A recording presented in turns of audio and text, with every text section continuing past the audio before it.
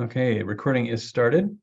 So with that, I'm going to turn it over to Matt Tatro, our school safety coordinator, for the presentation, and he'll be fielding most of the questions at the end as well.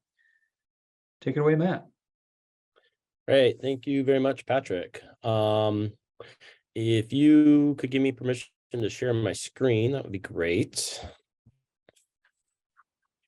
First off, I want to thank everybody for coming. I know this is a sensitive subject to be talking about, but I do think in combination with everything that we do as a district for our students, this is an important thing to address and get that information out. And I think it's especially important for parents to have that information prior to the students learning about it so that they can then have conversations with their students when they get home that day, or help facilitate preparing them for those conversations. So what I have for you today is a presentation on the Run, Hide, Fight program. Let me just change this. So I'm just going to go through the program. I'm going to give you some background and so forth as we go. And when we get to the end, I will have an opportunity for questions. So if you can hold your questions to the end, that would be great. So first off, in case you don't know, my name is Matt Tatro. My full-time job in the district is as the instrumental music director here at MAUSD. So I've been doing this. I've been here for almost 23 years now. I have also started taking on the role as the district safety coordinator. And part of that role is in looking at some of the district safety plans, doing some exercises, working with the schools to kind of look at their physical security and how they are approaching different types of situations that may occur. And part of that is working with this new option-based program. In addition to doing that, I have also worked in law enforcement for over 15 years now. Started with Addison County Sheriff's, then I moved to the Shelburne Police Department, and I currently work part-time with the Bristol Police Department.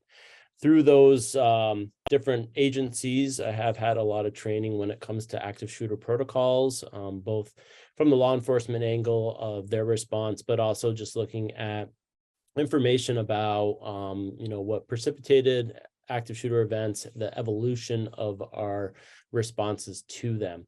And then finally, I have also been a member of the Vermont Army National Guard for coming up on 30 years. So through that organization, I have also had a lot of work on structure and how to implement plans and so forth. So a combination of all these things have kind of led me to where I am today and doing this presentation for you. So the goal of this presentation is really there's three things. The first thing is to talk a little bit about the evolution of the option-based programs, and then introduce the actual option-based program that we're using in the district now, the Run, Hide, Fight. And then finally, kind of talking a little bit about how to respond in an emergency as a parent, just to kind of give you a couple things that are helpful and not helpful when a school or the district is dealing with an emergency. So the evolution of the traditional lockdown. Our training used to be, if there was something going on, you would lock the door, turn the lights off, and hide in the corner. And that has pretty much been ingrained in our training in schools as much as the fire drills have. We really started to see that there was a change in this practice with Columbine High School. Through the analysis of that active shooting event, it was determined that where a majority of the students were killed were in the library, and there was an actual exit on the opposite side of the library from the hallway where all those students could have exited and left. But instead, they did what they had been trained. They were taught to turn the lights off, get under the desks and hide, and be quiet. And so out of that event, there was some speculation of like, well, why didn't they run? And maybe we need to be training something a little bit more different than what they're doing. We also saw that law enforcement started analyzing their approaches to active shooting events and realizing that there needed to be a fundamental change in their response as well. So as these ideology started to change and evolve, we started to see that schools were starting to think more about how can we move away from this one ingrained model into something that is a little bit more proactive. The next real big event that we kind of saw that continued that conversation was the Virginia Tech. And out of that, the analysis showed that there were some rooms in this one science building. There was, I believe, 8 rooms. Some did, had a better survival rate than others. And when they analyzed why, they started to see that those rooms took a more proactive approach. They really barricaded or locked their doors. They got out the windows and escaped if they could, versus the rooms that really did not do anything. So over the time, it was determined that we really needed to have another type of program or something that gave people more options that allowed them to make those decisions based off the information they have and respond accordingly. So out of that, we've seen a couple different option-based programs. And not only did the schools recognize this is important, but states and actually even the government realized that we needed to have these options, the ability for adults to make decisions in the moment that best suited the situation. So, and one of the other aspects of this is that with the training that was given, the traditional lockdown training, somebody that were perpetrating a crime knew what predicted responses were. They knew what to expect, and what resistance or not resistance they would meet. So looking at this other model would allow that ability for the students and the teachers in the room to surprise or not be as predictable to somebody who's looking to do them harm. So what are the key elements of an option-based response? The first of this is that it actually allows the adults in the building to be empowered to make decisions based off the information at the moment. So if I know where a shooter is in the building and that shooter is nowhere close to my room, I can say we have enough time and ability to exit the building. Versus if this person is in my room or right outside the door, I will then do this. But then the information changes and it says, now this person's here. I can then make another decision. I'm not locked into this is the only thing that I can do. It provides each adult with an option depending on the nature of the threat. So depending on what the situation is and how it evolves, those options are going to change. And having an adult in the room making those decisions based off the information, they feel more empowered because they're not necessarily tied to somebody else making that decision for them. That leads to the distribution of responsibility. So that takes away having to rely on that central figure, such as the principal, to let you know what you should be doing in that situation and moving that back onto the individual staff members. And it does allow for a faster notification, allowing anybody to put the alert out. It doesn't have to go to the main office and then somebody relays that information to the rest of the school. It allows anybody to set off an alert that there's an event that's going on so people can react faster. So out of those option-based programs, there were 2 that kind of really came forward as the best models. And essentially they are the same things. There's the run, hide, fight model, and then there is the ALICE option-based program. Both of the programs are essentially mirrored in their responses. The only difference is the terminology that is used and the commands that are used. The run, hide, fight model is a little bit plainer language. It's a little bit more easy to understand, and we find that it's a lot more supported by the Department of Homeland Security, state of Vermont, and that there are a lot of resources available to support this through the Vermont School Safety Center. So we as a district decided that the Run, Hide, Fight model really does benefit us the most. So as we look at this program, we break it down, there are 3 components. The run component is basically to escape. If there is the option to leave the building, get away from the danger, that should be the primary response. Depending on the information, as I said, if there's somebody in the cafeteria and you're on the opposite end of the building, you should get away and run to the relocation site. If you don't feel that you have the ability to run, such as you're not sure of where the person's location is, or you do know where it is and it's really close, that is at that point where you would then basically lock down your room. Now, the traditional lockdown was lock the door, shut the lights off, and hide in the corner.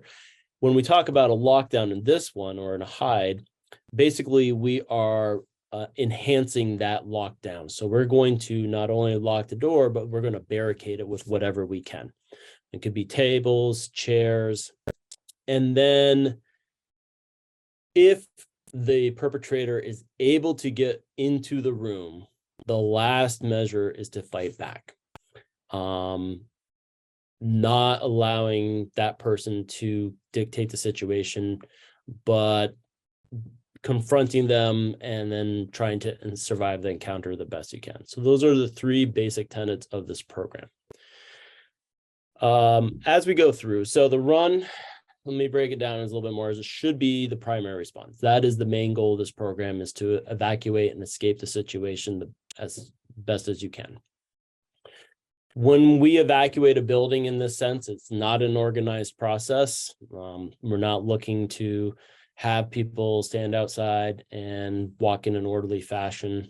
This is basically a run for your life type of situation, running to a rally or relocation site. When we talk about doing this at a high school, it's not so hard to believe, but when we do this at an elementary, it can get a little scary thinking about having little kids running. And so what we've been doing is talking with the elementary school teachers about what does that look like for them and their grade level and their school. So depending on the school, the location where they're going to, those teachers really have started those conversations about how can we move all the students there without taking a huge amount of time to organize something that may potentially put everybody into danger. But the run part of this is really the main focus. The real thing that we should be focusing on is just getting away out of the building as fast as we can. However, if you're not able to run and you need to barricade in your room, then again, the first step is to secure the door. We have been working with the schools to look at the doors, the locks, and what they can do to barricade those rooms. I have gone around to the teachers. We've looked at their doors and said, you could do this, you could put this here, and so forth. Every school is a little bit different. Some doors open in, some doors open out. Some have windows, some don't. So as we've been working in the schools, really making suggestions on things that we can do to help improve the security of each of those doors, and then working with the teachers to say, here's what you could do in this space to really harden it. Once they've really erected some sort of barricade for their door, they're to turn the lights off, get out of sight. So if the door was open a little bit, somebody couldn't see where their location was. And if they have the possibility while that's happening to evacuate out a window, they should be doing that as well. If you are on a second floor of a building, it's going to be a little bit harder to evacuate. You may have to just barricade in your room. Then there were some questions, that always pop up, like, well, what happens if you have your barricade up and then somebody needs to come in?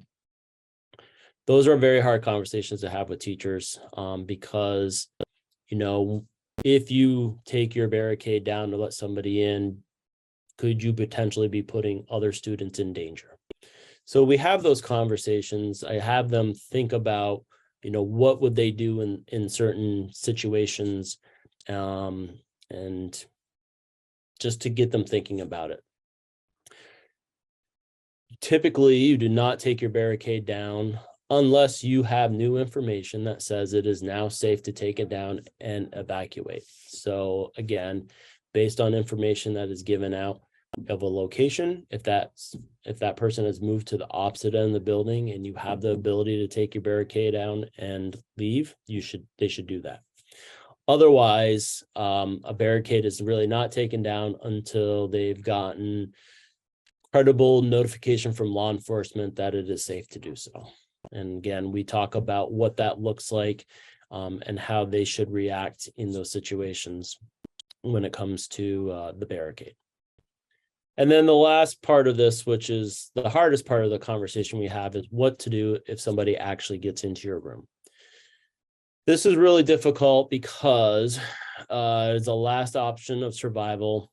Nobody really wants to think about this, but it is really grade level specific. So the conversation I have with high school and middle school teachers is different than with the elementary school teachers. At a high school, middle school level, if I have 5 members of the football team in my classroom, I'm going to work with them and say, listen, if somebody gets in here, you do this, you do this, you do this. Everybody in that room has a stake in that situation. At an elementary level, we would never ask a kindergartner, first grader to fight somebody, but what could they do? They could be throwing things, they could be yelling, they could be distracting. So that has also been part of our conversation with the faculty and staff is at your grade level, what is a realistic thing that you can talk with your kids to help them understand that in this situation, this is kind of what they should do. We worked with the guidance counselors from across the district, from the schools, so that they had input as to what they thought was a grade level approach that would work on passing this information. And that is what is coming up, is those conversations at each of the elementary schools. Now, some other information to help understand how this program might work a little bit better is that each of the schools has the ability now to communicate through a PA system remotely. And we also have a video system that can be accessed remotely. So somebody from the central office, it would be able to access the cameras and then get on that school's PA system to relay location of the shooter and movement. This is the information that the teachers will then use to make the decisions on what their best option is in the moment. And then this is also a way that we can communicate with law enforcement when they arrive so that they're able to move directly to where the threat is to help eliminate it. So those are the basis of the Run, Hide, Fight program. Once the students have evacuated the location, we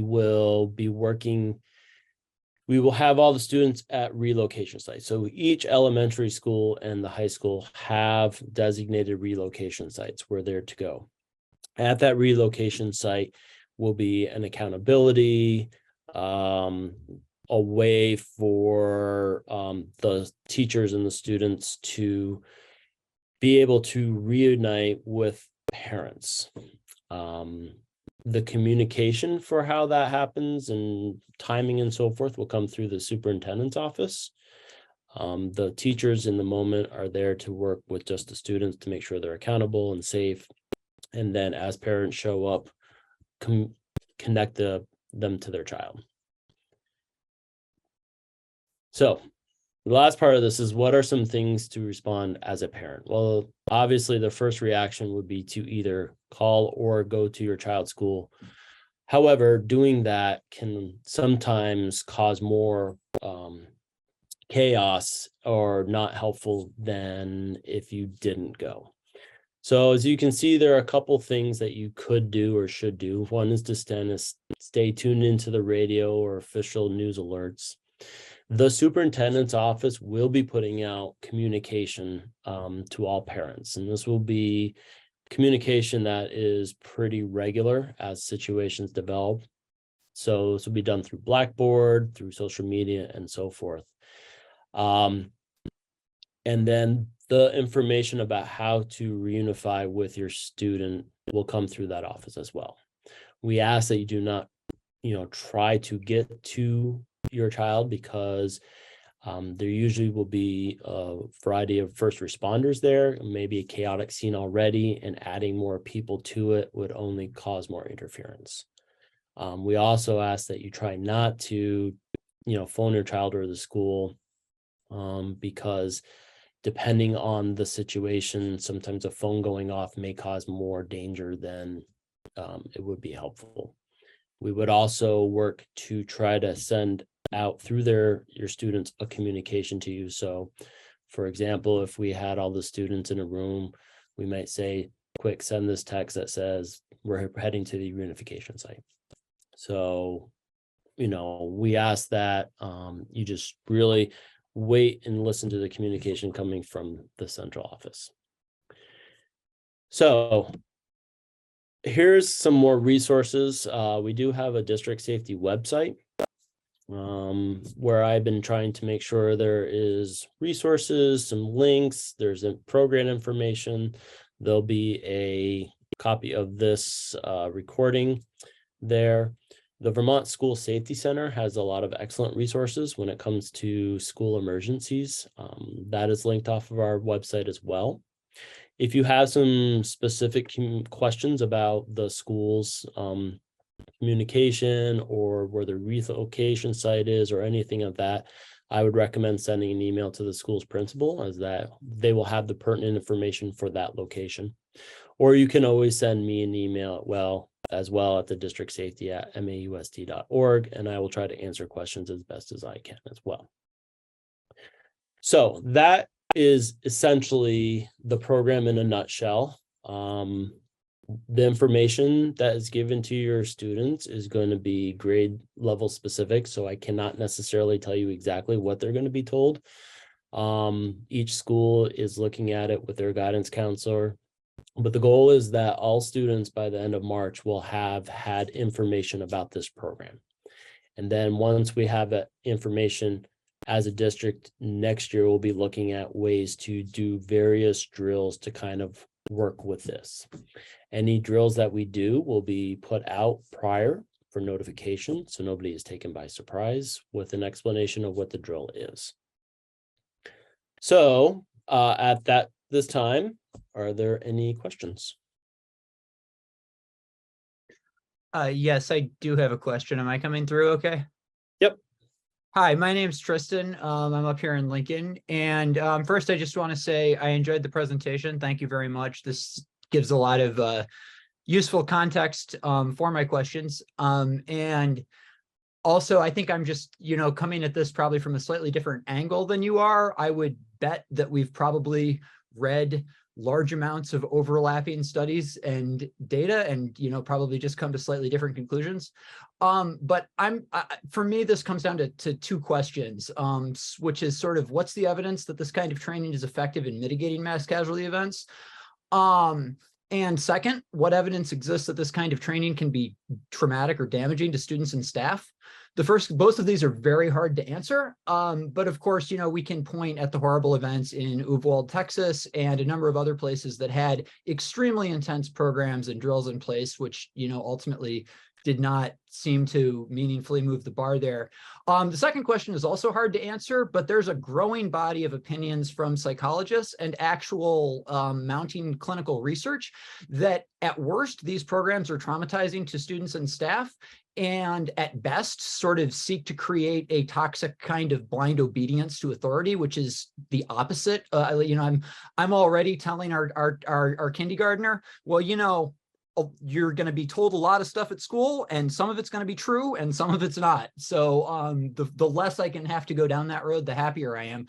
So with all that context in mind, my two questions are, what options, if any, are available to a parent who wishes to keep their child who wishes to keep their child in the public school system, but doesn't want them involved in these programs?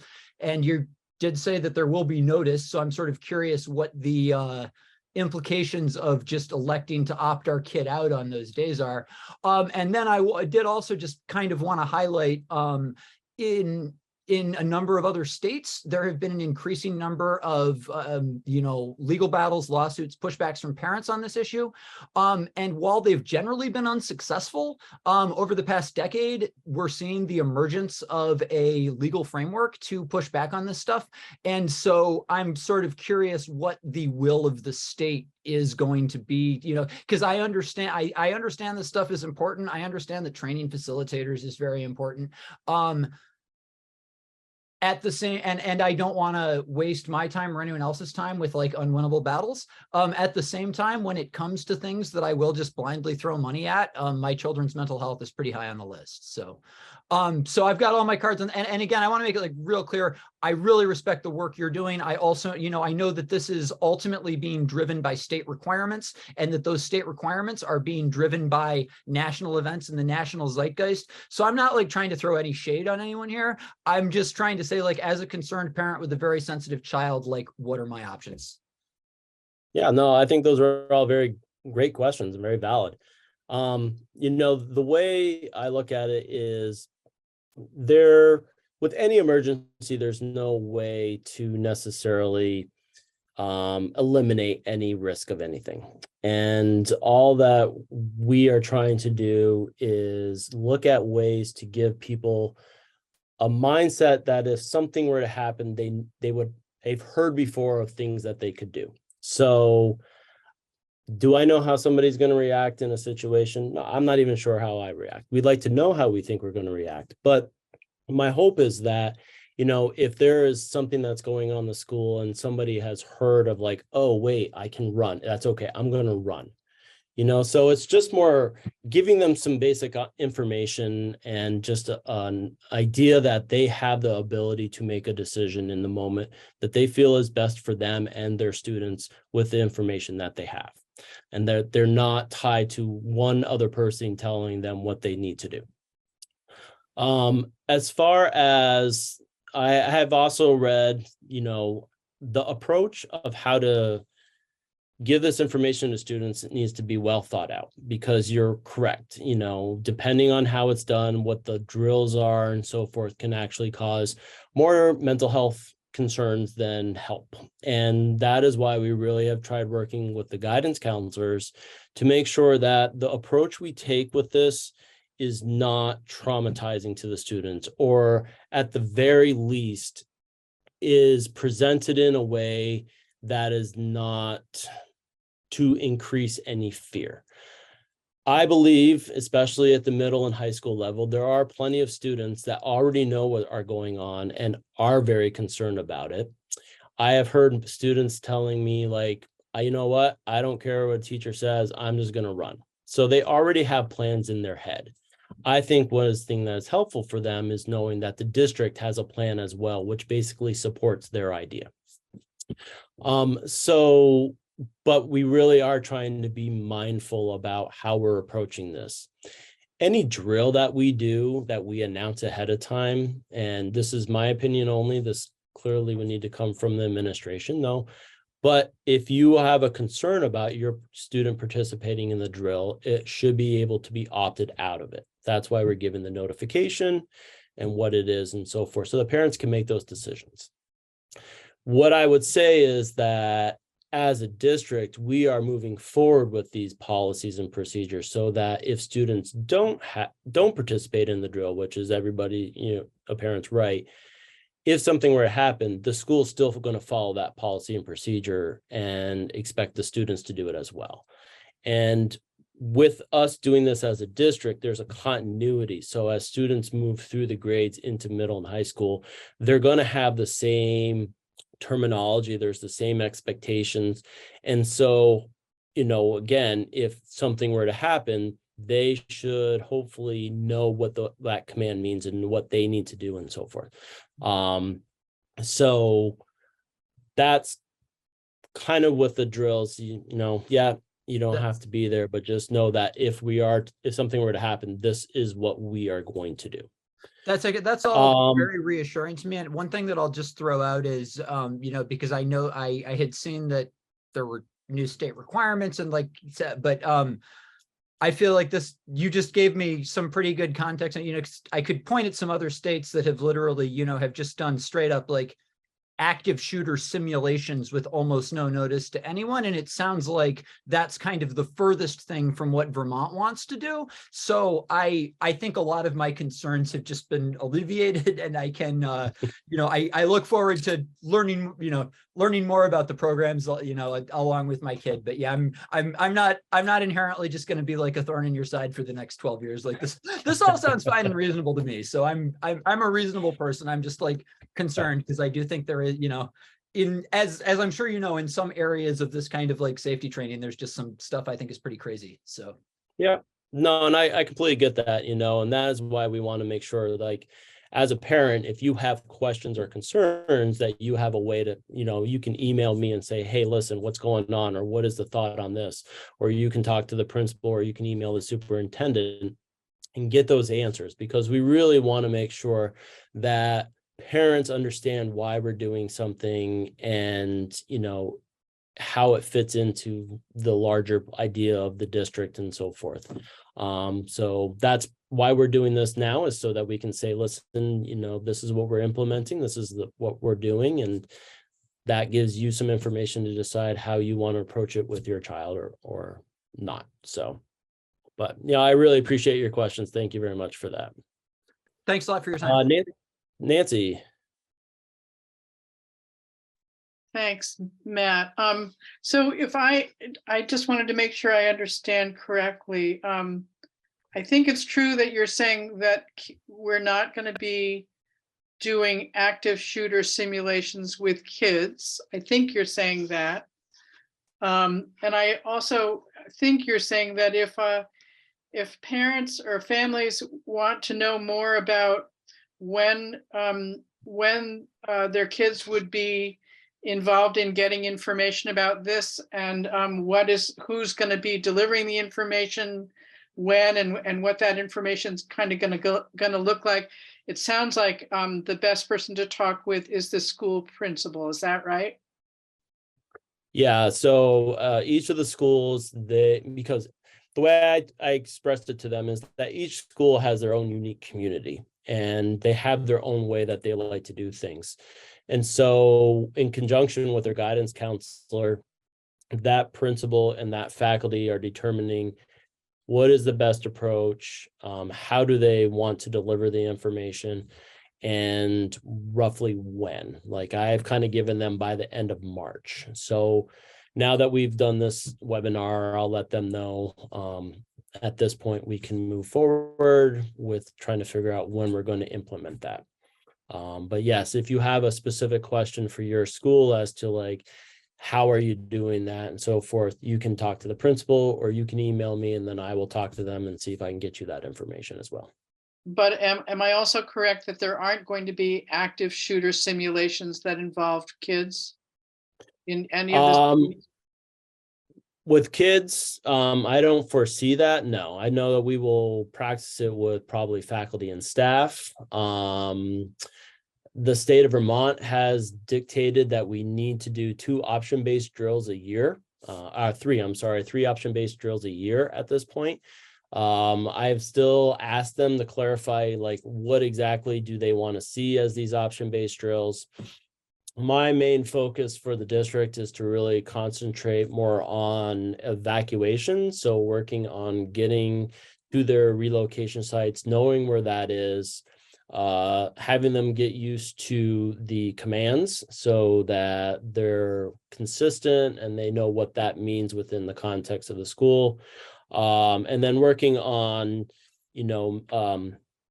looking at transitioning between things. So if we're going from like, we're going to secure the building into a lockdown, what does that look like, and what needs to change in the school or in a classroom?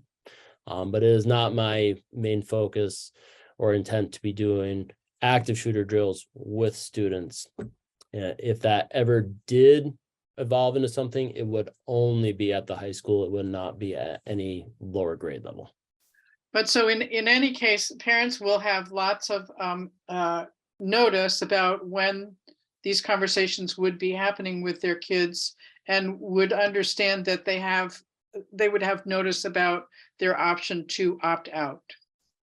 Yeah, I will tell the principals that they should be sending out notification of when they're going to be doing that training for parents to have. Yep.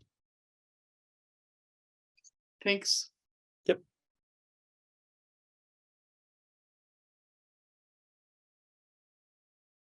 All right.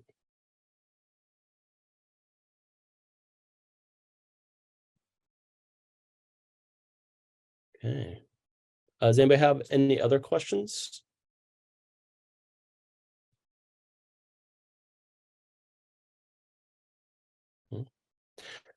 Well, as I said, feel free to email me if you do have any questions that come up. And the school district safety site, you can get to from the main school's website, from the district's website. And then there are some resources there. I'm working on creating a bunch of different resources and links for parents, not only for active shooting, but just like how to deal with social media and just various other things that come as I come across them. So I would use that as a resource. And again, feel free to contact me, talk to the principal, find out when the information is being delivered and so forth.